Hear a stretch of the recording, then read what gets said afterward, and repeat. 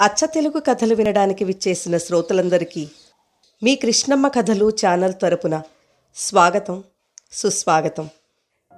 ఈ వీడియోలో మీరు శ్రీమతి కొఠారి వాణి చలపతిరావు గారి కథ నీకేం కాదు వినబోతున్నారు. మనుషుల్లో కొంతమంది ప్రత్యేకమైన వాళ్ళు ఉంటారు. వాళ్ళ మాటలు, చేసే పనులు, శరీర భాష అన్నీ ప్రత్యేకంగానే ఉంటాయి. అవి వాళ్లకు తప్ప మరొకరికి సూట్ కావని, చేత కావని అనిపిస్తుంది వాళ్లను చూస్తుంటే. నారాయణి అందుకు అసలు సిస్సలైన ఉదాహరణ. నారాయణి మా పెదనాన్నగారు అమ్మాయి. నాకన్నా కొన్ని నెలల ముందు పుట్టడం వల్ల నాకు అక్క అవుతుంది, కానీ మేం స్నేహితుల్లా ఉంటాం. అయినా దాని స్వభావంలోనే ఉన్న ఆరిందాతనం, చలాకీతనం, చొరవ, మంచితనం వల్ల నాతోనే కాదు, నాకన్నా పెద్దవాళ్లతో కూడా కలిసిపోయి మాట్లాడుతుంది. పెద్ద మనిషిలా వ్యవహరిస్తుంది. అలా అని అవి ముదురు మాటల్లా, నాపసానితనంలా అనిపించదు. దానికి చక్కగా సరిపోయినట్టు, పొందికగా అతికినట్టు అత్యంత సహజంగా ఉంటుంది. అదే దానిలోని ప్రత్యేకత. మా చిన్నప్పుడు మాది ఉమ్మడి కుటుంబం. నాన్న, పెదనాన్న, అమ్మ, పెద్దమ్మ, 5 పిల్లలం. అంతా కలిసే ఉండేవాళ్ళం. పెదనాన్న పరమ భక్తులు, పూజలు బాగా చేసేవారు. పెద్దమ్మ ఆయన పూజకు కావలసినవన్నీ అమర్చి పెడుతూ ఉండేది. తీరిక సమయంలో ఒత్తులు చేస్తూనో, దేవుడి పుస్తకాలు చదువుకుంటూనో ఉండేది. నాన్న పొలం పనులు చూసుకునేవాడు. అమ్మ ఇంటి పని, వంట పని చూసుకునేది. ఇక పిల్లలకు ఎప్పుడూ ఏదో ఒకటి తినడమో, చదువుకోవడమో, ఆడుకోవడమో ఇదే పని. నేను, నారాయణి అక్క బాగా ఆడుకునేవాళ్ళం. ఒక్కోసారి ఆటల మధ్యలో నేను బొక్కబోర్లా పడి మోచేతులు, మోకాళ్లకు దెబ్బలు తగిలించుకుని బేర్మని ఏడ్చేదాన్ని. అక్క పరుగునొచ్చి నన్ను లేపి, ఏడవకే, ఏం కాదు, చిన్న దెబ్బే అంటూ నన్ను దగ్గరకు తీసుకుని, ఆటలంటే దెబ్బలు తగలవా మరి అనేది. దాని ఆ మాటలు, ఓదార్పు వల్ల నాకు భయం పోయి బోలెడంత ధైర్యం వచ్చేది.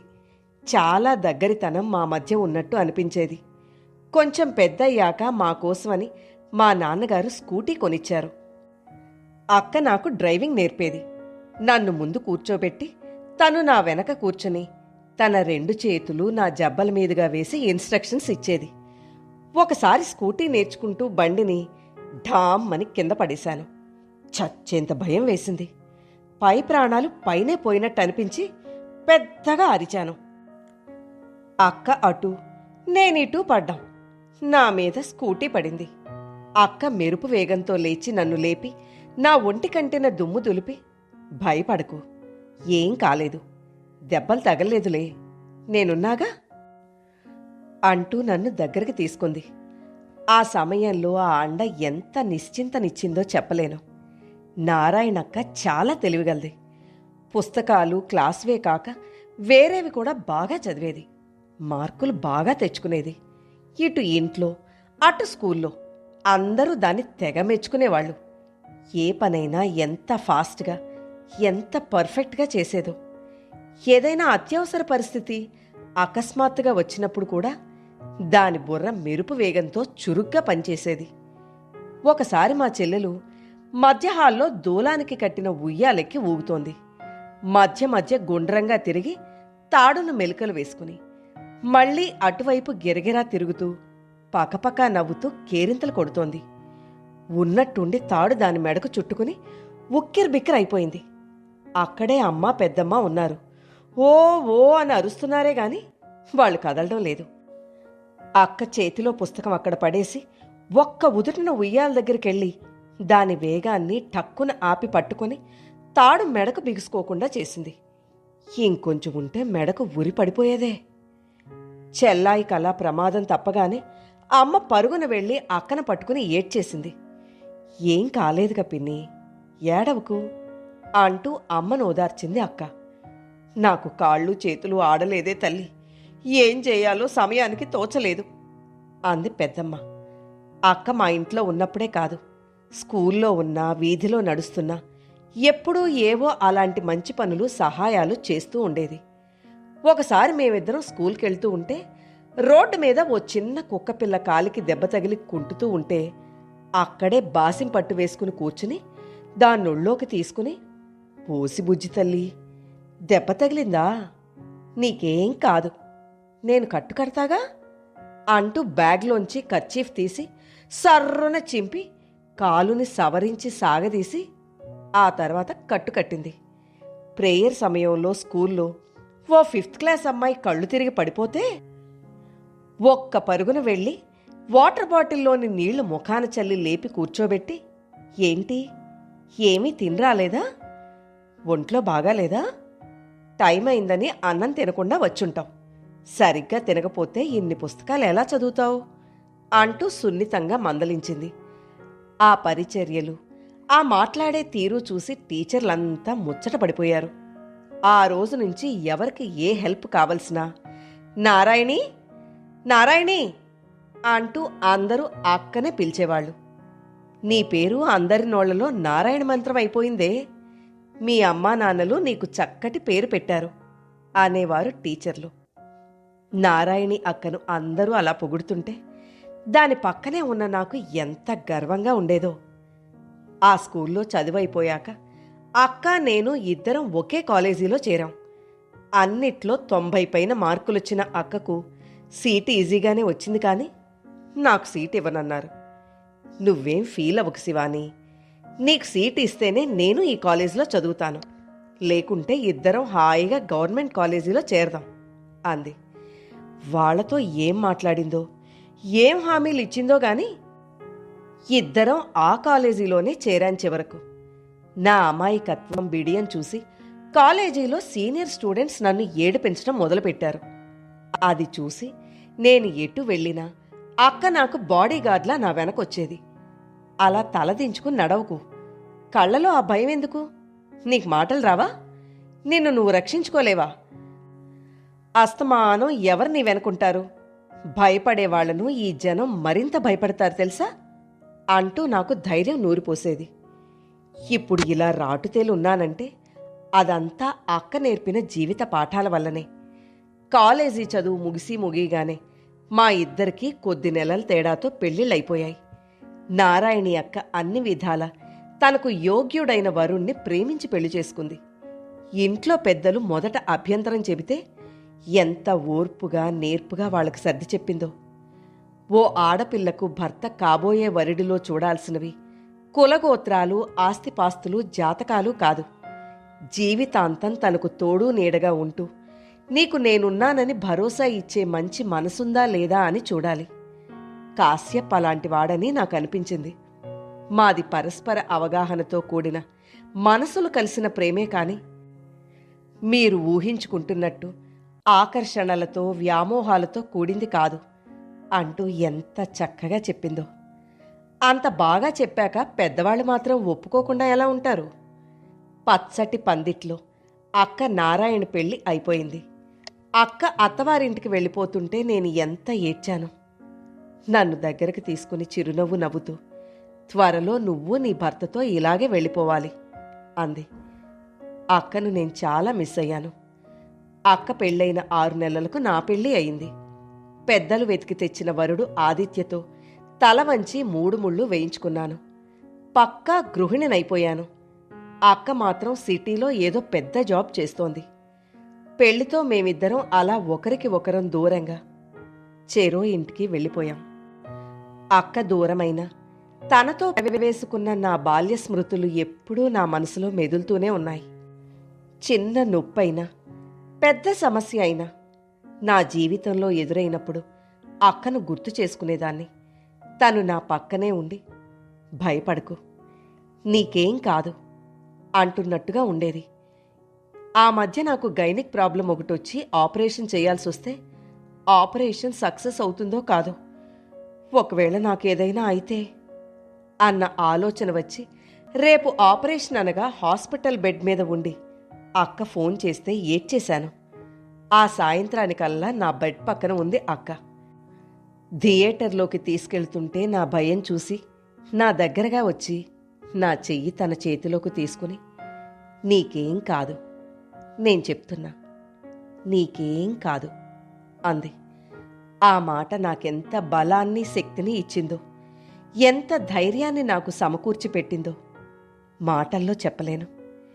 ఏదైనా కష్టం వచ్చినప్పుడు, బాధలో భయంలో ఉన్నప్పుడు నీకేం కాదు అని భరోసా ఇచ్చే, నీకు నేనున్నానని అండగా నిలిచే సాటి మనిషి ఎంత అవసరమో ఆ సమయంలో అనుభవపూర్వకంగా తెలిసొచ్చింది. అక్క నాకు సమయానికి ఎంతగా ఉపయోగపడింది, నేను అలా నలుగురికి ఉపయోగపడితే అన్న సంకల్పం ఆ క్షణంలోనే నా మనసులో వేళ్ళూనుకుంది. ప్రేరణకున్న శక్తి అలాంటిది. నా ఆరోగ్య సమస్య ఆ ఆపరేషన్తో తీరిపోవడమే కాదు, నేనమ్మను కూడా అయ్యాను. అక్కకు కూడా ఒక బాబు పుట్టాడు ఈ మధ్యనే.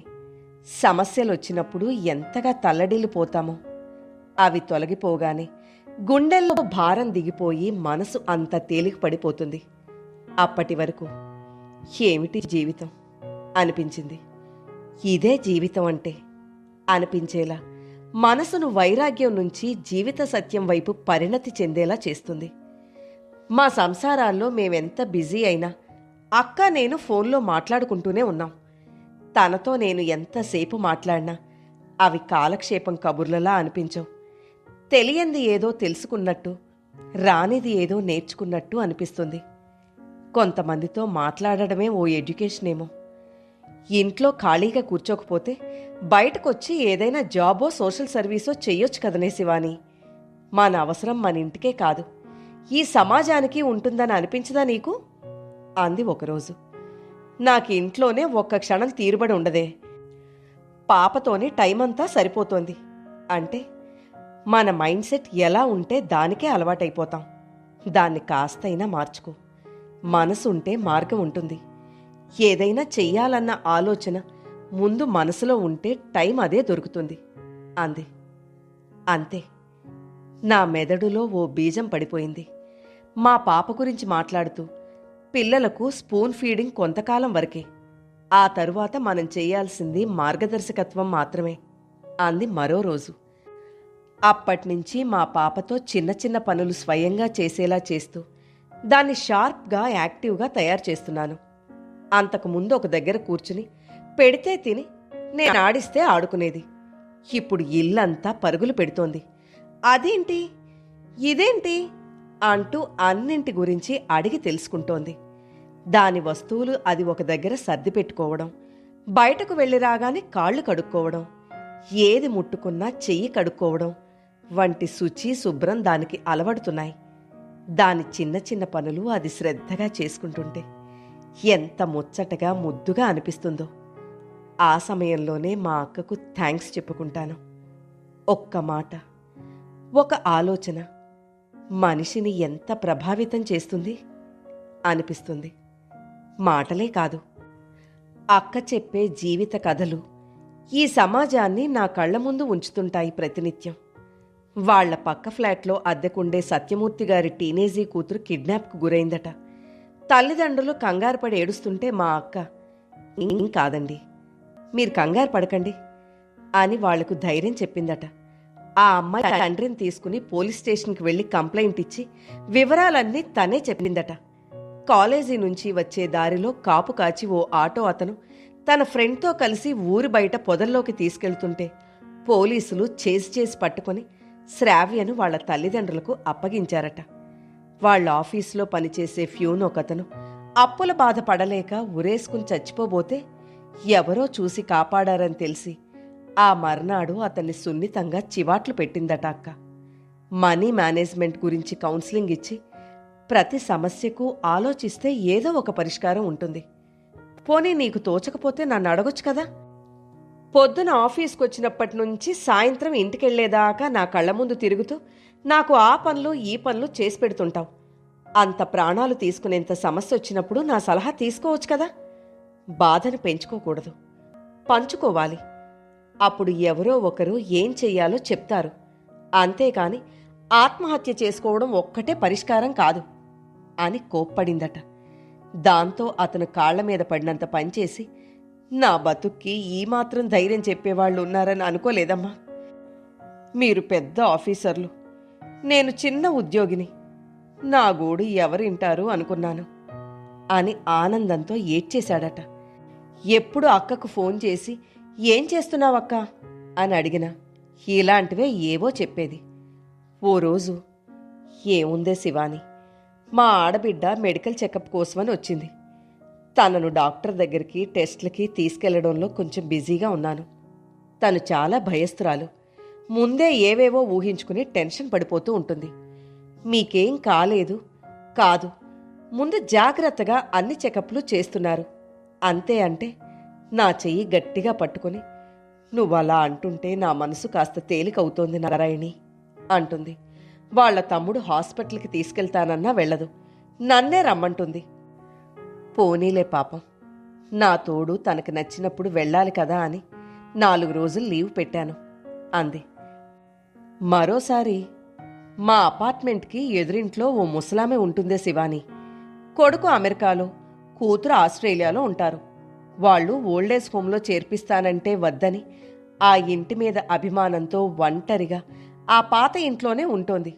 పాపం, పెద్దావిడ కదా అని ఆఫీస్ నుంచి వస్తూ వస్తూ 1 నిమిషం ఆవిడ్ని పలకరించి పండో, మెత్తగా ఉండే ఏ తీపి పదార్థమో చేతిలో పెట్టొస్తాను. నాకివేవీ అక్కర్లేదు, కాసేపు కూర్చుని నాతో మాట్లాడు నారాయణి అంటుంది.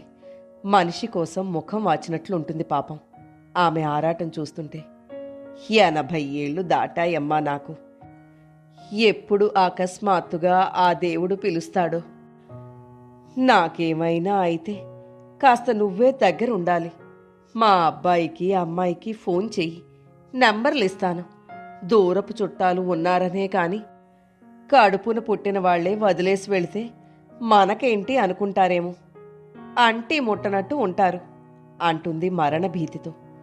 ఇప్పుడు మీకు 80 ఏళ్లే కదా మామగారు, ఇంకా 20 ఏళ్లుంటారు. 100 ఏళ్లు కదా మనిషి ఆయుష్ అంటాను నేను. బోసి నోటితో ముచ్చటగా నవ్వి, నువ్వలా అంటుంటే చిన్నదానివైనా శతమానం భవతి అని ఆశీర్వదిస్తున్నట్టుగా ఉంది. నీతో మాట్లాడుతుంటే మందులు మాకులు టానిక్కులు లేకుండానే నిజంగానే 100 ఏళ్లు బతికేస్తారు ఎవరైనా అంటుంది. ఇలాగే ఏవో మాట్లాడుకుంటుంటాం అని అక్క అనగానే, ఆవిడ చెప్పింది అక్షరాల నిజం అక్క అన్నాను నేను. ఏం చేస్తున్నానే నేను? బరువులు మోస్తున్నానా, బండలు కొడుతున్నానా? జస్ట్ మాట సాయం అంతే కదా అంటుంది అక్క. అక్క దృష్టిలో అంతే కావచ్చు, కానీ ఆందోళనలో ఉన్న అవతలి వాళ్లకు అది ఎంతో అన్న విషయం నాకు తెలుసు. ఆ రోజు ఉదయం మా ఊరు నుంచి అమ్మ ఫోన్ చేసి పిడుగులాంటి వార్త చెప్పింది. శివాని, నీకెలా చెప్పాలో నాకు అర్థం కావడం లేదే అంటున్న అమ్మ కంఠంలో కంగారు. ఏమైందమ్మా అన్నాను దడదడలాడుతున్న గుండెతో. నారాయణి అక్కకు క్యాన్సర్ అటే అంది అమ్మ.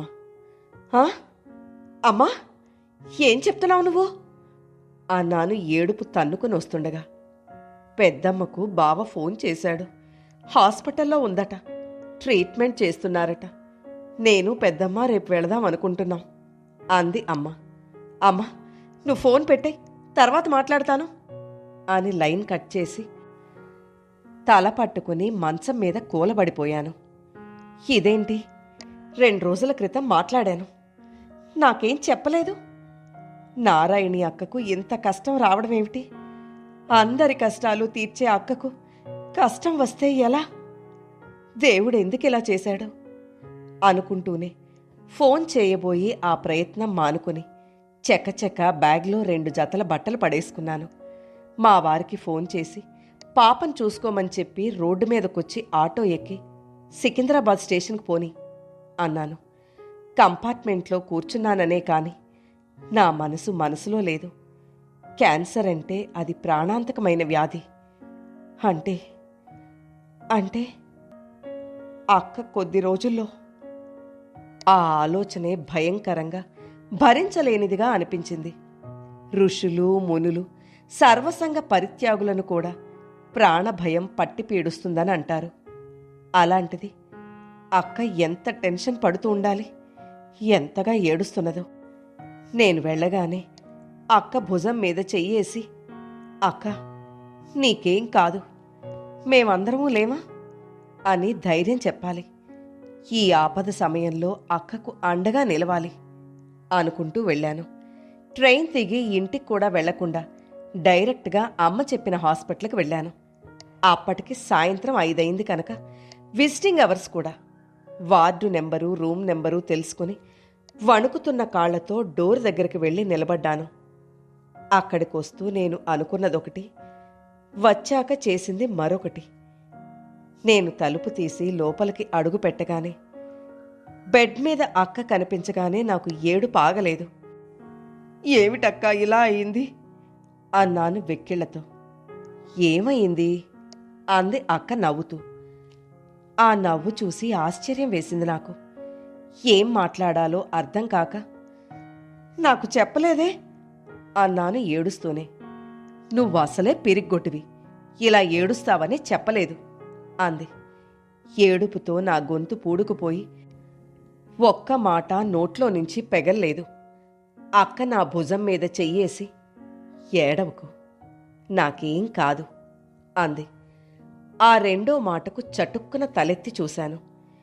ఎవరికి ఏ కష్టం వచ్చినా అక్క నోట్లో నుంచి వచ్చే మాట ఇప్పుడు తనకే కష్టం వచ్చినప్పుడు అదే విధంగా చెక్కు చెదరకుండా ఆమె నోట్లోంచి వస్తోంది. నిజానికి అది నేను అనవలసిన మాట, నేను తన భుజం మీద చెయ్యేసి అనాల్సిన మాట. కాని తను నా భుజం మీద చెయ్యేసి తనకు సంబంధించిన అనునయ వాక్యం తనే అంటోంది. దాంతో నాకు తెలిసొచ్చింది, కొన్ని పనులు కొందరు మాత్రమే చేయగలరు, అందరికీ చేత కాదు అని. అంతేకాదు, స్వచ్ఛమైన మనసుతో మంచి కోరుతూ మన నోట్లో నుంచి వచ్చే మాటలను పైన తిరుగుతున్న దేవతలు తథాస్తు అని ఆశీర్వదిస్తారని కూడా నమ్మకం కలిగింది. అందుకే అంటారు పెద్దలు, శుభాన్నే ఎప్పుడూ పలుకుతూ ఉండాలని. కాలం గడుస్తున్న కొద్దీ ఆ నమ్మకం ఇంకా ఇంకా బలపడుతూ వచ్చింది నాలో. దానికి కారణం మా నారాయణి అక్క. నాకేం కాదు అని అక్క అన్నట్టుగానే అక్కకు ఏమీ కాలేదు. అందరికీ ఆశ్చర్యాన్ని, ఆనందాన్ని కలిగిస్తూ అక్కకు వచ్చిన బ్రెస్ట్ క్యాన్సర్ ట్రీట్మెంట్కు లొంగి తగ్గిపోయింది. ప్రాథమిక దశలోనే గుర్తించడంతో ఒక్క క్యాన్సర్ కణం కూడా అక్క శరీరంలో లేకుండా పూర్తిగా నయమైపోయింది. నీకేం కాదు అంటూ అందరికీ జీవన మంత్రం లాంటి మాటను ప్రయోగించే అక్క ఎంతో ధైర్యంతో, మరెంతో గుండె నిబ్బరంతో అదే మంత్రం నాకేం కాదును తన మీద తాను ప్రయోగించుకుని మృత్యువునే జయించింది. కథ నచ్చితే లైక్ చేయండి. మీరు లైక్ చేయడం వల్ల మరింత మందికి ఈ కథలు చేరతాయి.